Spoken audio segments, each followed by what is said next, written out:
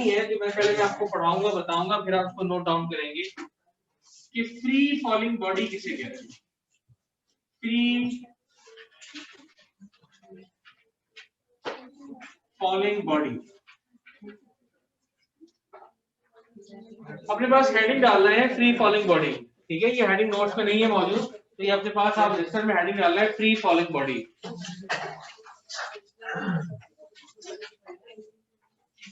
देखें, अगर for example मैं एक बॉल जो है वो हाइट पे रखता हूं, अपने हाथ पे रखता हूं, सुन रहे हैं मेरी बात? एक बॉल मैं लेता हूं, उसको मैंने अपने हाथ में रखा हुआ है और मैं इस बॉल को छोड़ देता हूं, मैंने फेंका नहीं है, जस्ट ड्रॉप किया है, छोड़ा है, तो ये खुद ब खुद ऊपर से नीचे आएगी? पता है ना ये बात सब? मैंने तो धक्का नहीं दिया, मैंने तो नहीं फेंका, मैंने जस्ट ड्रॉप किया, फिर भी बॉडी खुद ब खुद आ रही है। क्यों नीचे आ रही है? नहीं आना चाहिए, ग्रेविटी की वजह से। चलें, आप लोगों ने एक नाम लिया ग्रेविटी, ठीक है? तो ये बॉडी ऊपर से नीचे जब आ रही है, मूव कर रही है, तो इसके ऊपर से नीचे लाने वाली एक फोर्स है जो कि क्या कहला रही है? ग्रेविटी कहला रही है। ये हमने अगले चैप्टर में डिटेल में पढ़ना है कि ग्रेविटी होती क्या है। फिर उसके बाद हमने एक हमारा चैप्टर नंबर 6 है, उसमें हम तो वो है ही लॉज ऑफ ग्रेविटेशन और ग्रेविटेशन के ऊपर, तो उसमें और ज्यादा डिटेल में पढ़ना है। मगर थोड़ा बहुत आइडिया होना चाहिए ग्रेविटी का। ग्रेविटी का वो फोर्स होती है जो कि अर्थ किसी भी बॉडी के ऊपर लगाती है, जिससे वो हर बॉडी को अपनी तरफ खींच रही होती है। ये बहुत 100% करेक्ट डेफिनेशन नहीं है, करेक्ट डेफिनेशन आगे आने वाले चैप्टर में जब ग्रेविटी के टॉपिक डिटेल में पढ़ा जाएगा उस वक्त देखेंगे। मगर इतना आपको पता है कि बॉडी अगर ऊपर से नीचे गिर रही है तो उसके ऊपर कौन सी फोर्स लग रही है? ग्रेविटी की फोर्स लग रही है। ठीक है जी। अच्छा, अब एक और काम करते हैं। मैं एक बॉडी को नीचे से ऊपर फेंकता हूं, तो नीचे से ऊपर फेंकने में मैंने शुरू में यहां पे जो फोर्स लगाई होगी ये वो फोर्स होगी जो मैंने लगाई। बट जब ये बॉडी मेरे हाथ से छूट गई और आहिस्ता आहिस्ता ऊपर जा रही होती है, तो आहिस्ता आहिस्ता ऊपर जाते जाते एक वक्त आएगा कि ऊपर जाके हाइट इसकी ऊपर जाने की स्पीड कम होगी, और कम होते होते हाइट पे जाके इसकी स्पीड क्या हो जाएगी? जीरो। एक लम्हे के लिए रुकेगी, ऊपर जाना बंद करेगी, फिर उसके बाद ये वापस ऊपर से नीचे आने लगेगी। तो जब तक ये नीचे से ऊपर जा रही थी, जब मैंने फोर्स लगा के फेंक दिया तो अब मैं इसके साथ साथ तो ऊपर नहीं जा रहा ना, कि बॉल को धक्का देता हुआ मैं ऊपर चला जाऊं, ऐसा तो हरगिज नहीं हो रहा। तो जब मैंने इसको छोड़ दिया, फोर्स लगाना बंद कर दी, तब भी बॉडी ऊपर जा रही थी, और ऊपर जाते जाते इसकी स्पीड कम हो रही। ऐसे ही था ना? क्यों कम हो रही? कोई आइडिया है कि बॉडी जब ऊपर हम फेंकते हैं, ठीक है, फेंकते हुए तो ग्रेविटी की वजह से ही कम होती है। क्यों? क्योंकि जब आप नीचे से ऊपर जा रहे हैं तो आप ग्रेविटी की फोर्स के अगेंस्ट जा रहे हैं, ऑपोजिट जा रहे हैं, आप उसके मुखालिफ जा रहे हैं। तो जो अर्थ की ग्रेविटी की फोर्स है उसको नीचे से पकड़ के खींच रही है, ये इसको ऊपर जाने नहीं देगी। तो आहिस्ता आहिस्ता उसकी स्पीड कम होते होते हाईएस्ट पॉइंट के ऊपर स्पीड क्या हो जाएगी? जीरो। इतनी बात समझ में आती है? अगर कोई बॉडी ऐसे मूव करे कि उसके ऊपर ड्यूरिंग मोशन सिवाय फोर्स ऑफ ग्रेविटी के कोई और फोर्स ना लग रही हो, जैसे कि ऊपर से नीचे गिरती हुई बॉडी या जैसे कि नीचे से ऊपर जाती हुई बॉडी, ये दोनों एग्जांपल्स में जब ये बॉडीज मूव कर रही थी मैंने यहाँ पे फोर्स जरूर लगाई थी, मगर जब तक बॉडी मेरे हाथ में थी ये फोर्स मोशन स्टार्ट होने से पहले लगी, मोशन के दौरान तो नहीं लग रही। ये बात बिल्कुल इस तरह से है कि आपने कहा आपका पसंदीदा टीवी पे प्रोग्राम आ रहा है, अभी आप लगाने जा ही रहे थे, अभी आपने लगाया नहीं था, आपको अम्मी से डांट पड़ गई, तो वो प्रोग्राम देखने के दौरान तो नहीं लगी पड़ी ना डांट, वो तो पहले ही पड़ गई। उसके बाद अम्मी को राजी कर लिया, खुश कर लिया, फिर टीवी लगाया, आराम से एंजॉय किया, तो वो जो डांट पड़ी है वो उस प्रोग्राम के में काउंट नहीं होगी कि प्रोग्राम के दरमियान डांट पड़ी, वो पहले पड़ गई थी। बिल्कुल इसी तरह से जो मैंने यहाँ फोर्स लगाई थी ये मोशन शुरू होने से पहले लगाई थी, इससे इसके पास वेलोसिटी इनिशियल आई तो जरूर, मगर ये मोशन में काउंट इसलिए नहीं होगी कि बॉडी उस वक्त तक मेरे हाथ में थी। बट जब वेलोसिटी आने से बॉडी ऊपर जा रही है तो ड्यूरिंग मोशन इसके ऊपर एक फोर्स लग रही है जिसके जो उसको नीचे से पकड़ के खींच रही है, वो कौन सी फोर्स है? Force of gravity. तो ये बॉडी जो नीचे से ऊपर जा रही है इसके ऊपर भी फोर्स ऑफ ग्रेविटी लग रही थी, क्योंकि ये ग्रेविटी की अपोजिट जा रही थी, अगेंस्ट जा रही थी, इसकी मुखालिफत में जा रही थी, तो आहिस्ता आहिस्ता उसकी स्पीड कम होती गई और हाईएस्ट पॉइंट पे जाके क्या हो गई? जीरो। इस बॉडी की एग्जांपल है, इसको हमने धक्का नहीं भी दिया, जस्ट छोड़ा तो खुद ब खुद ही चलने लगी और इसकी स्पीड बढ़ते, जब जैसे जैसे नीचे जा रही होगी तो इसकी स्पीड बढ़ रही हो। ऐसा होगा कि नहीं होगा? ठीक है, हेलो इधर है? जब ये बॉडी ऊपर से नीचे आ रही है तो जैसे से ये नीचे आ रही होगी तो इसकी स्पीड बढ़ रही होगी। क्यों बढ़ रही होगी? क्योंकि ग्रेविटी इसको पकड़कर खींच रही है? तो ये बात बहुत इंपॉर्टेंट है, याद रखिएगा। ऊपर जाने वाली बॉडी की स्पीड क्या होती है? हाईएस्ट पॉइंट पे 0 होती है, और जैसे जैसे वो ऊपर जा रही होती तो कम हो रही होती है। और ऊपर से नीचे आने वाली बॉडी की स्पीड बढ़ रही होती है, इंक्रीज कर रही होती है। याद रखेंगे ये बात। ये आगे मैं एक बात पे आपसे पूछूंगा कि क्या हुआ, मैं कहूंगा पहले यहाँ पे कुछ लिखा था और आपको याद नहीं होगा। सही। इन शॉर्ट, अगर कोई बॉडी मूव करे और ड्यूरिंग मोशन उसके ऊपर सिवाय ग्रेविटी के कोई और फोर्स ना लग रही हो, ग्रेविटी लग रही हो, ग्रेविटी के अलावा कोई फोर्स ना लग रही हो, तो ऐसी बॉडी क्या कहलाती है? Free falling body. और इसका जैसा भी मोशन होगा, अभी तो पढ़ा नहीं है, पढ़ेंगे तो पता चलेगा भाई कैसा मोशन होता है। ये जिस तरह से भी मूव करती है, इसकी जो भी कैरेक्टरिस्टिक होती है, जो भी इसके फिनोमेना होते हैं, इसका जैसा भी मोशन है, इस फ्री फॉलिंग बॉडी के मोशन को हम नाम देंगे फ्री फॉल मोशन। तो फ्री फॉलिंग बॉडी क्या होती है? A body who's acted upon by force of gravity only during its motion is called a free falling body। ठीक है? या यूं कह रहे हैं, a body which moves under the action of gravity only। ऐसी बॉडी जो सिर्फ ग्रेविटी के एक्शन, ग्रेविटी के जेर असर मूव कर रही हो, चाहे ऊपर जा रही हो चाहे नीचे जा रही हो, ड्यूरिंग मोशन उसके ऊपर एक ही फोर्स लग रही हो, ग्रेविटी की फोर्स, तो ऐसी बॉडी क्या कहलाती है? Free falling body. इस फ्री फॉलिंग बॉडी का जैसा भी मोशन होगा, अभी तो पढ़ा नहीं है, जैसा भी होगा उसका नाम क्या हो? Free fall motion. इतनी बात समझ में आ गई?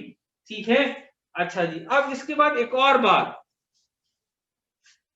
आपको ये बात पता है ना कि जब बॉडी ऊपर से नीचे गिर रही है तो फ्री फॉलिंग बॉडी है, मोशन है फ्री फॉल मोशन। और क्यों गिर रही है? ग्रेविटी की वजह से। और जब गिर रही होती तो उसकी वेलोसिटी बढ़ रही होती, इंक्रीज कर रही होती। पता है ना ये बात?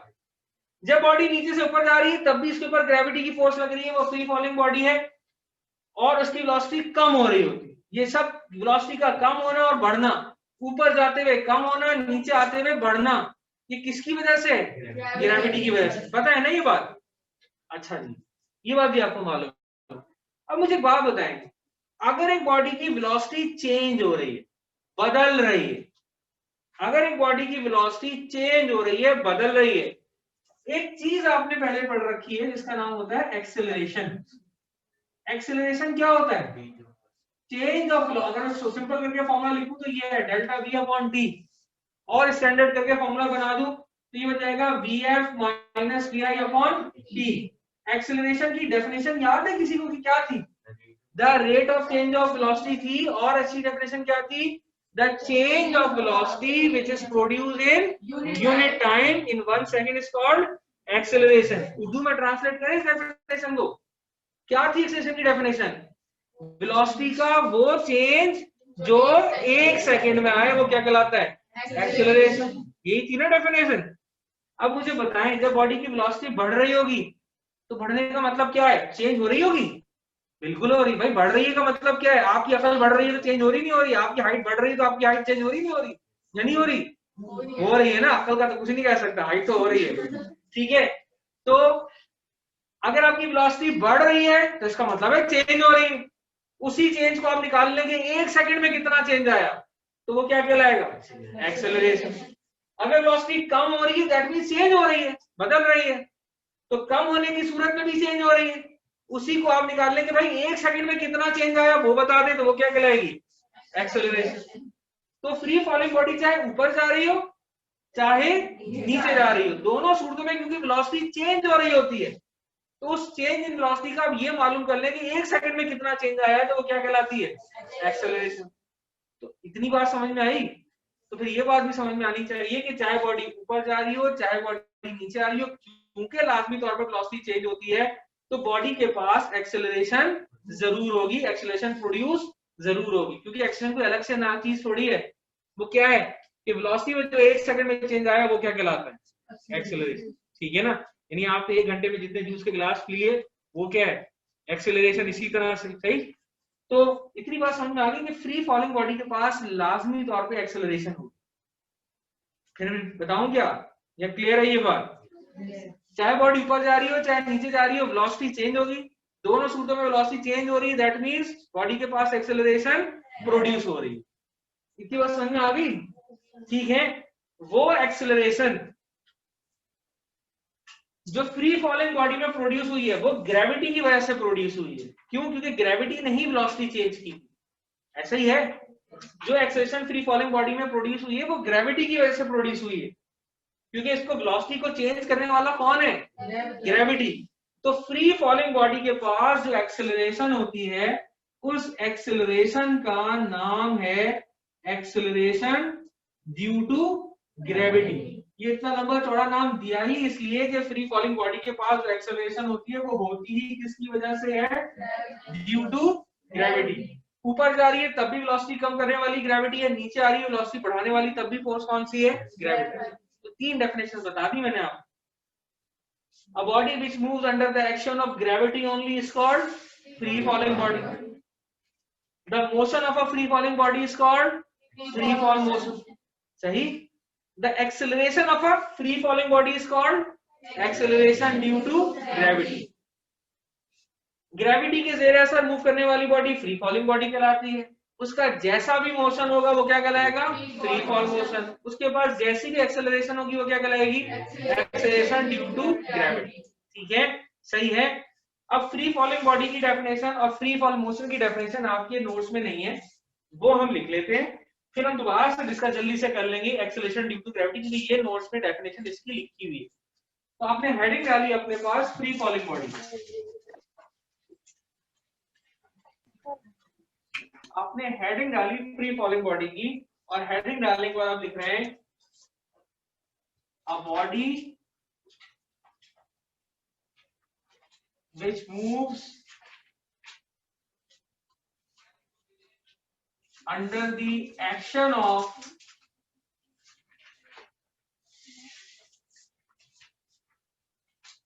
gravity only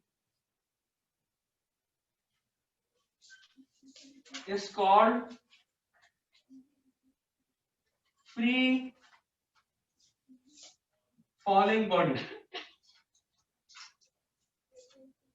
और फ्री फॉलिंग बॉडी के बाद आप हेडिंग डालेंगे free fall motion. Free fall motion.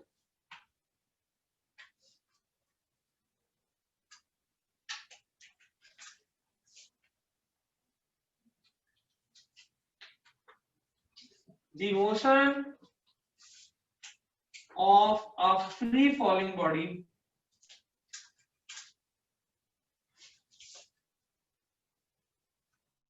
is called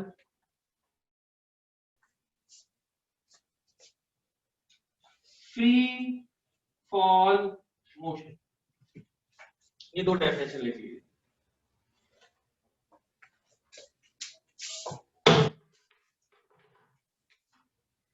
ये जो ऑनलाइन स्टूडेंट्स ले रहे हैं ये दो डेफिनेशन जल्दी से अपने पास नोट डाउन कर लें, क्योंकि ये नोट्स में नहीं है, बाकी जो आगे सारी चीजें वो नोट्स में है।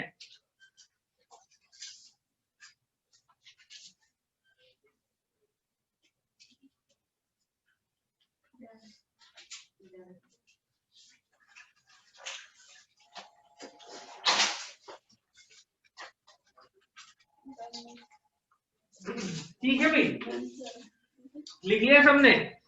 अब इसके बाद जो अगली हेडिंग है वो तो आपके नोट्स में मौजूद है। कितने लोग हैं जो अभी तक नोट डाउन कर रहे हैं? हाथ खड़ा करें।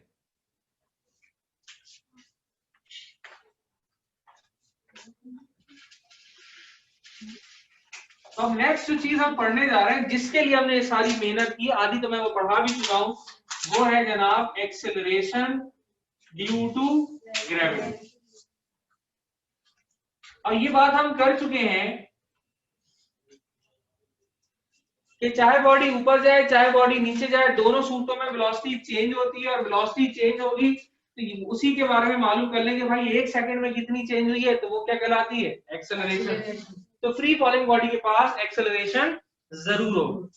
अब एक बड़ा जबरदस्त सा सवाल है, अब देखते हैं कौन इसका जवाब देता है। बॉडी जब ऊपर से नीचे आ रही है तो वेलोसिटी बढ़ रही है आपने कहा, ठीक है। जब बॉडी नीचे से ऊपर जाएगी तो आपने कहा वेलोसिटी कम होगी, ऊपर जाके जीरो हो जाएगी।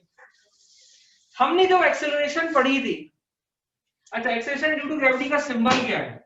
जी, इसका सिंबल होता है स्मॉल जी, ठीक है। एक्सेलरेशन ड्यू टू ग्रेविटी का सिंबल है स्मॉल जी। अब आपको तो जब मैं एक्सेलरेशन पढ़ा रहा था तो मैंने कहा था एक्सेलरेशन पॉजिटिव भी हो सकती है और नेगेटिव भी हो सकती है, ठीक है। पॉजिटिव एक्सेलरेशन कब होती है?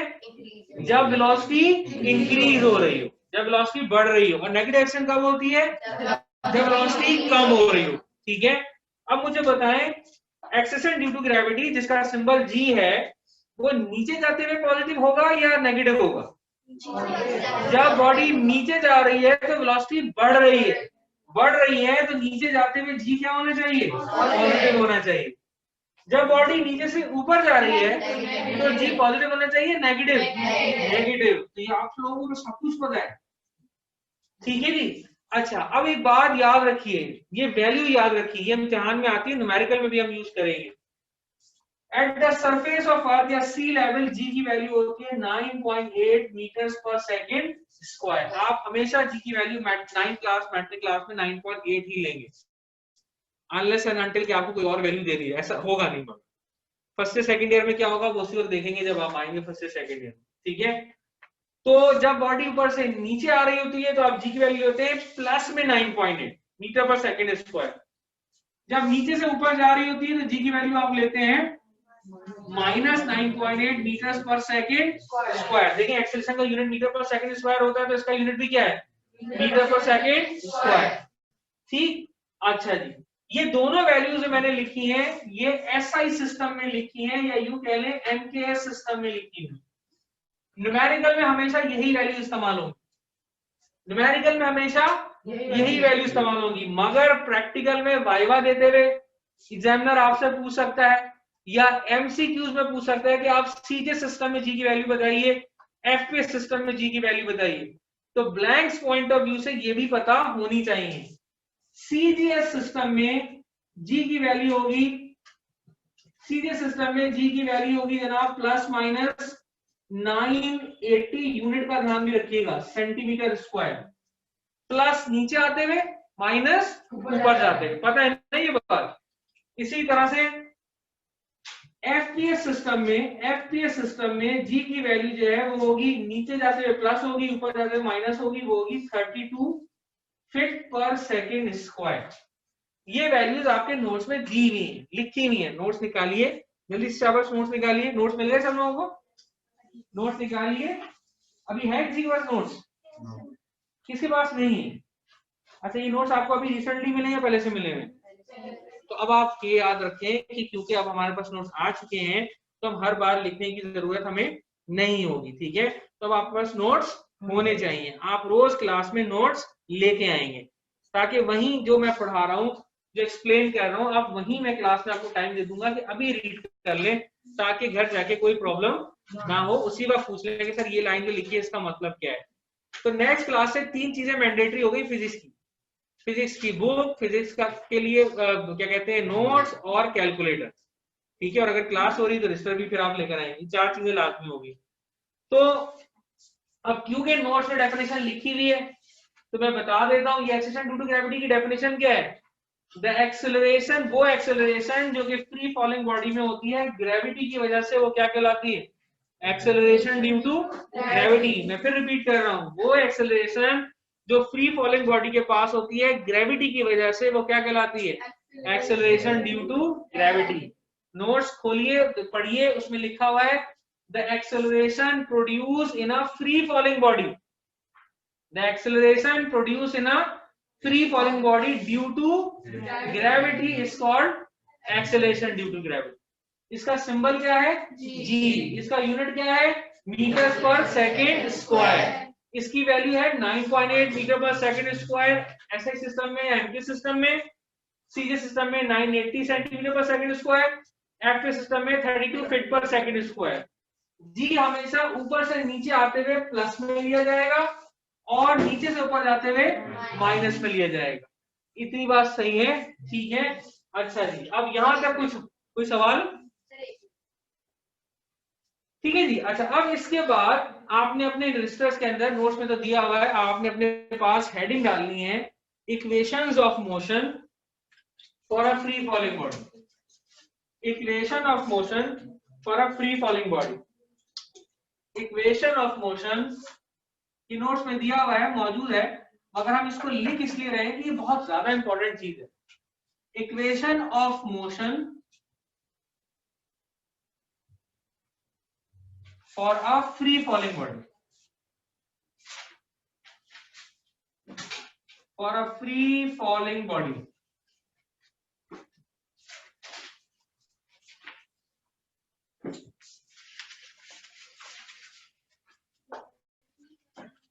Equation of motion for a free falling body. आपने 4 इक्वेशन ऑफ मोशन पढ़ी नहीं, ठीक है। एक इक्वेशन ये थी, सबसे पहली वाली, ये रफ में मैं लिख रहा हूं, s इक्वल्स टू bd, ठीक है। s इक्वल्स टू b बार भी था, वो एवरेज ले लिया था आपने, वो भी सिर्फ डेरिवेशन में लिया था, ठीक है, न्यूमेरिकल में नहीं लिया था। याद है ये इक्वेशन कब लगती थी? Uniform velocity. यूनिफॉर्म वेलोसिटी क्या होती है? जो चेंज ना हो रही हो। फ्री फॉलिंग बॉडी की वेलोसिटी कभी यूनिफॉर्म हो सकती है? हो ही नहीं सकती। उसकी वेलोसिटी कभी यूनिफॉर्म हो ही नहीं सकती। तो ये इक्वेशन कभी भी फ्री फॉलिंग बॉडी के लिए लग ही नहीं सकती, हट गई। अब बाकी जो 3 इक्वेशन बनी है, बची है आपकी, वही सारी as it is free falling body के लिए लगेंगी। कौन कौन सी? पहली इक्वेशन क्या थी? Vf is equal to Vi plus AT, हाँ ना, Vf is equal to Vi plus AT। यहाँ A क्या था? एक्सेलरेशन। फ्री फॉलिंग बॉडी की एक्सेलरेशन क्या कहलाती है? G। A की जगह G लगा दिया, बन गई इक्वेशन, ठीक है। नंबर 2, दूसरी इक्वेशन थी S is equal to VIT plus half AT square. A की जगह क्या आएगा? G आ जाएगा, GT स्क्वायर आ जाएगा। एक की जगह सिर्फ क्या आ रहा है? जी आ रहा है। तीसरी इक्वेशन जो थी आपके पास क्या थी? 2AS, तो एक की जगह क्या आएगा? GS। 2AS equals to VF square minus VI square. ये 3 इक्वेशन है। अच्छा, ऐसा हो सकता है कि जब आप कभी स्कूल में ये इक्वेशन पढ़ रहे हो या कहीं और लिखी हुई देख रहे हो, तो आपको S की जगह H लिखा हुआ नजर आ रहा हो। फ्री फॉलिंग बॉडी की इक्वेशन में S की जगह बाज औकात बाज लोग H भी लिख देते हैं। गलत नहीं है, गलत इसलिए नहीं है, सही है कि फ्री फॉलिंग बॉडी के लिए डिस्प्लेसमेंट जब भी डलता है, देखिए फ्री फॉलिंग बॉडी मूव जब कर रही है तो वो फासला जो भी ट्रेवल करेगी वो या तो नीचे से ऊपर गई होगी या ऊपर से नीचे आई होगी। तो जो डिस्टेंस आप निकाल रहे होंगे वो हमेशा क्या होगा? हाइट ही होगा। तो फ्री फॉलिंग, देखिए ना, ये बॉडी आप यहां से चली, यहां पहुंच गई। अब आप कहेंगे यार इतनी हाइट से ऊपर से नीचे गिरी है, तो जो हाइट है वही क्या है? इस बॉडी का ट्रेवल किया जाने वाला फासला। तो फ्री फॉलिंग बॉडी के लिए हाइट और डिस्प्लेसमेंट एक ही चीज के दो नाम। तो अगर आप यहाँ एस की जगह एच लिख दे या एच की जगह एस लिख दे, इससे कोई फर्क नहीं पड़ता, आपकी मर्जी है। आप यहाँ पे एस की जगह एस लिख दे या आप इसको एस ही रहने दें, ये आपकी मर्जी है, दोनों ही ठीक है। मैं आपसे कहूंगा कि आप ऐसे ही लिख लें ताकि दोनों इक्वेशन मिलती जुलती रहे, बार बार याद करने में कोई मसला ना हो। मगर ये बात याद रहे, फ्री फॉलिंग बॉडी के केस में हमेशा एस किसके बराबर होता है? एस के ही बराबर, ठीक है। तो ये भी आप डायग्राम अपने पास बना लीजिए ताकि आपको ये याद रहे कि फ्री फॉलिंग बॉडी के केस में एस हमेशा एच होगा, यानी कि हाइट होगी।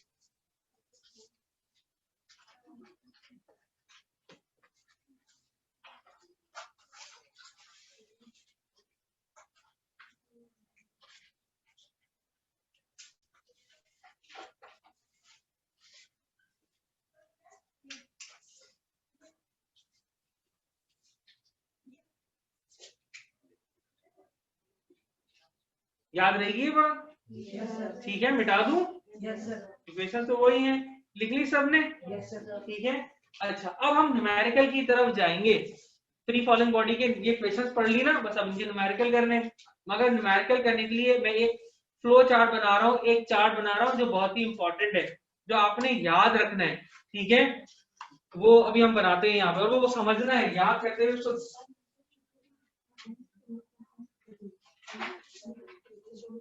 अच्छा, साइन करना है ना। अच्छा जी, अब जो बात हम कर रहे हैं बहुत गौर से सुन रहे हैं क्योंकि बड़ी इंपॉर्टेंट बात है। अगर आपको ये बात आपने अच्छे से समझ ली तो आपके लिए तो न्यूमेरिकल बहुत ही ज्यादा आसान हो जाएंगे। क्यों? इसलिए कि जैसे इन इक्वेशन से न्यूमेरिकल आप पहले से करते हुए आ रहे हैं, ठीक है। आपके पास जो न्यूमेरिकल आएंगे ना फ्री फॉलिंग बॉडी के, वो 3 टाइप के होंगे। वो तीनों टाइप का डेटा अभी समझ लीजिए। टाइप 1 न्यूमेरिकल की टाइप 1, इस न्यूमेरिकल में कहेंगे आपसे कि हम बॉडी को नीचे से ऊपर फेंक रहे हैं, ठीक है, बॉडी को नीचे से ऊपर फेंक रहे हैं। जब आप बॉडी को नीचे से ऊपर फेंकेंगे तो बॉडी खुद ब खुद ऊपर नहीं जाएगी, शुरू में फोर्स लगा के इसको कुछ ना कुछ वेलोसिटी देनी पड़ेगी।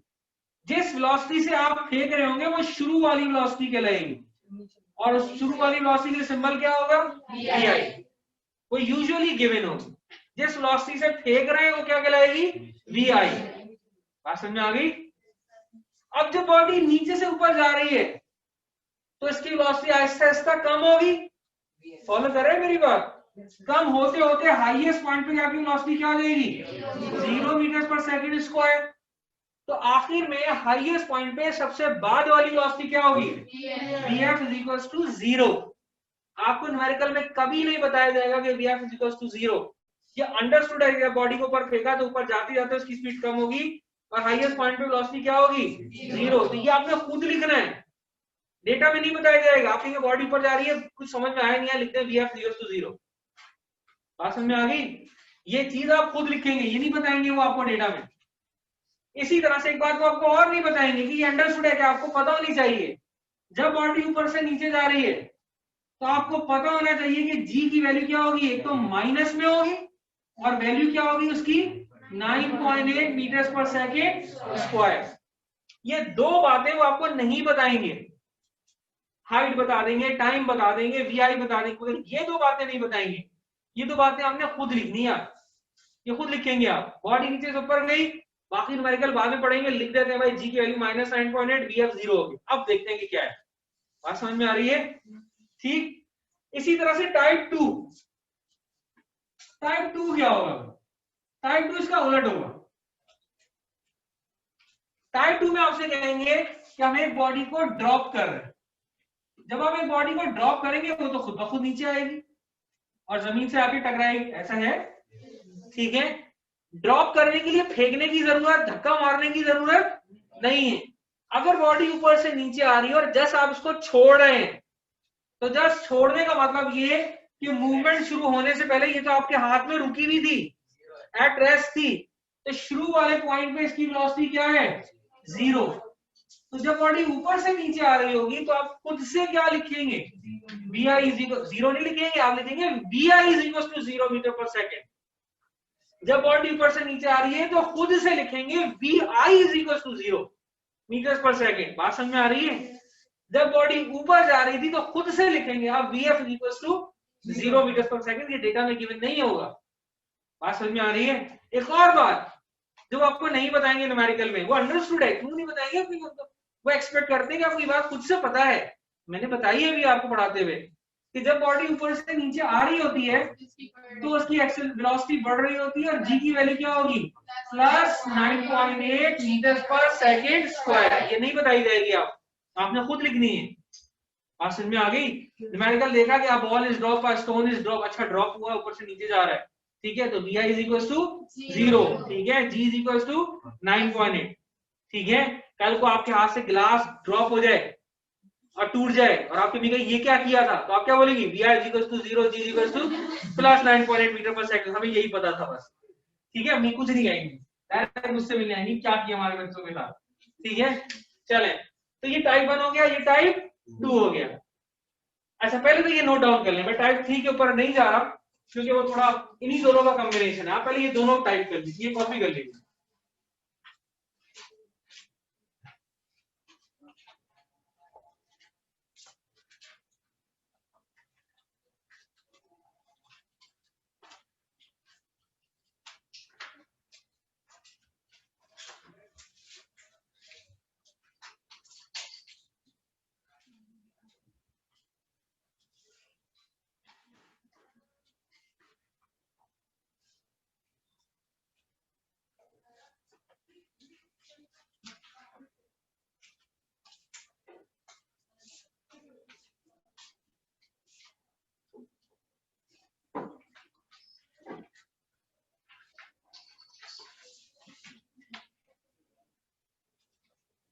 इसको नोट डाउन करें, जो स्टूडेंट हमारे ऑनलाइन ले रहे हैं क्लास, बेटा इसको नोट डाउन करिए, बहुत इंपॉर्टेंट बात है ये।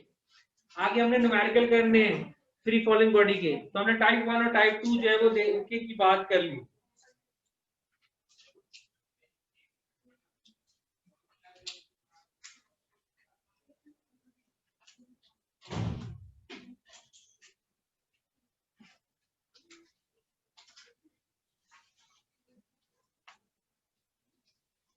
अच्छा एक बात तो मैं बताना भूल गया यहाँ पे, टाइप 2 में जिस वेलोसिटी से बॉडी जमीन से टकराएगी वो आखिर वाली वेलोसिटी होगी, और वो क्या कहलाएगी, bf।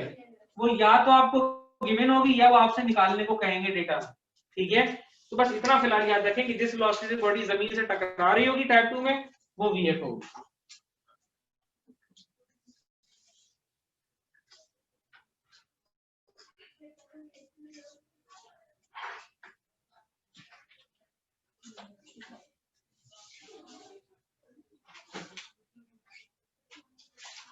डन, कॉपी कर लिया, ठीक है। अब हम आ रहे हैं टाइप 3 की तरफ।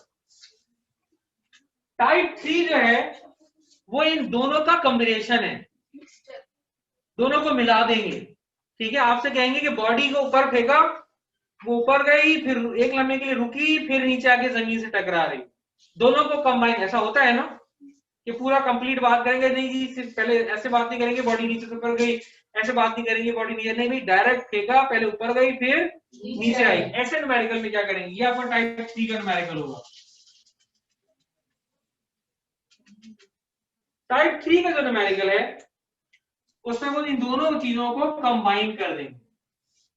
वो कहेंगे कि बॉडी को पहले नीचे से ऊपर फेंका, वो नीचे से ऊपर गई, अब जब वो नीचे से ऊपर जा रही थी शुरू में, तो ऐसा ऐसा उसकी वेलोसिटी क्या हो रही होगी, कम हो रही होगी। फिर हाईएस्ट पॉइंट पर पहुंचने के बाद ये ऊपर से नीचे आएगी, अब जिस लाइन पे गई थी उसी लाइन पे नीचे आएगी। ये मैंने लाइन खींच के उधर सिर्फ इसलिए बनाई है ताकि आपको मैं समझा सकूं, दोनों को अलग अलग बता सकूं, ठीक है। तो भाई यहाँ पे आई, नीचे आके गिरी, जमीन से फेंका, वापस जमीन पे आके गिरी। जब आप ये न्यूमेरिकल कर रहे होंगे, इस तरह का न्यूमेरिकल कर रहे होंगे, तो वो पॉइंट जहां से आपने फेंका है उसको आप नाम दे दीजिएगा पॉइंट ए का, हाईएस्ट पॉइंट को नाम दे दीजिएगा पॉइंट बी का, और जिस पॉइंट पे गिरी उस पॉइंट को नाम दे दीजिएगा पॉइंट सी का। और इस न्यूमेरिकल में डेटा को आप दो हिस्सों में ब्रेक करेंगे। आप कहेंगे क्योंकि ए से बी तक का मोशन अलग है और बी से सी तक का मोशन अलग है, तो ए से बी तक की बात अलग होगी और बी से सी तक की बात अलग होगी। क्यों भाई, ए से बी तक वही सारा डेटा इस्तेमाल होगा टाइप 1 वाला, और बी से सी तक टाइप 2 के न्यूमेरिकल वाला डेटा इस्तेमाल होगा। दैट मींस ए से बी तक जब आप बात कर रहे होंगे तो जिस वेलोसिटी से फेंका वो क्या कहलाएगी, वी आई। तो वी आई आपको क्या थी, गिवन थी या गिवन होगी, बताई जाएगी। बॉडी ए से बी तक ऊपर जा रही है, ऊपर जाने में वेलोसिटी कम होती है, फॉलो कर रहे हैं मेरी बात को, वेलोसिटी कम होती है तो जी की वैल्यू क्या होती है, -9.8, ठीक है, मीटर पर सेकंड स्क्वायर। और ऊपर जाते जाते यहाँ पे पॉइंट बी के ऊपर वेलोसिटी कितनी होगी, 0। तो ये तो ए से बी तक की अगर मैं सिर्फ बात कर रहा हूँ, ए बाद वाला पॉइंट हो गया, तो बाद वाले पॉइंट पे जो वेलोसिटी 0 है वो क्या कहलाएगी, df = 0 मीटर्स पर सेकंड। तो जब ऐसा न्यूमेरिकल होगा कि पहले नीचे से ऊपर गई फिर ऊपर से वापस नीचे आई, तो इस न्यूमेरिकल के दो टुकड़े कर लेने डेटा में, नीचे से ऊपर की बात अलग करेंगे, ऊपर से नीचे की बात अलग करेंगे। नीचे से ऊपर जा रहे हैं दैट मींस ए से बी तक जा रहे हैं, तो वही डेटा है ना, वी आई की वैल्यू गिवन, जी की वैल्यू खुद से लिखेंगे क्या, -9.8, और वी आप खुद से क्या लिखेंगे, 0 मीटर्स पर सेकेंड। बात समझ में आ रही है, ठीक। और फिर जब आप बी से सी तक की बात करेंगे तो अब बी शुरू वाला पॉइंट हो गया, शुरू वाले पॉइंट पर हाईएस्ट पॉइंट पे वेलोसिटी क्या है, 0, तो वी आई की वैल्यू क्या लिखेंगे, 0 मीटर्स पर सेकेंड। एग्री कर रहे हैं, ये खुद से लिखेंगे, वो आपको बताएंगे नहीं, वो एक्सपेक्ट करेंगे कि आपको ये सब बातें खुद से आती हैं।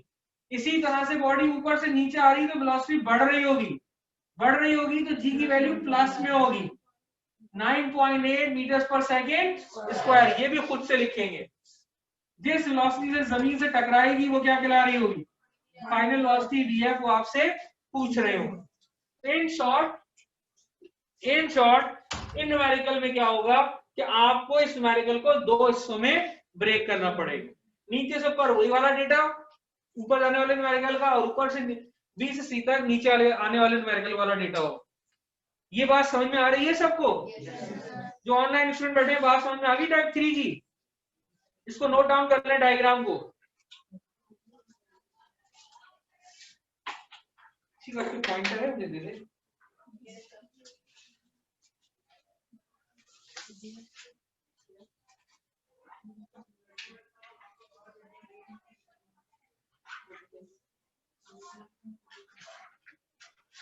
महक मौजूद है? ये आपकी बुक का डोनेशन की दोबारा चल। साइन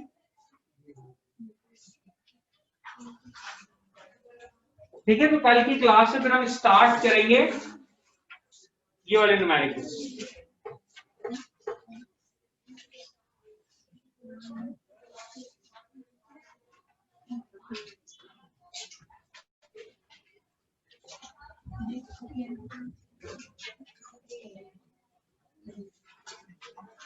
ठीक है, जो ऑनलाइन स्टूडेंट को कोई क्वेश्चन तो नहीं पूछना, सब सही है तो थम्स अप कर दीजिए।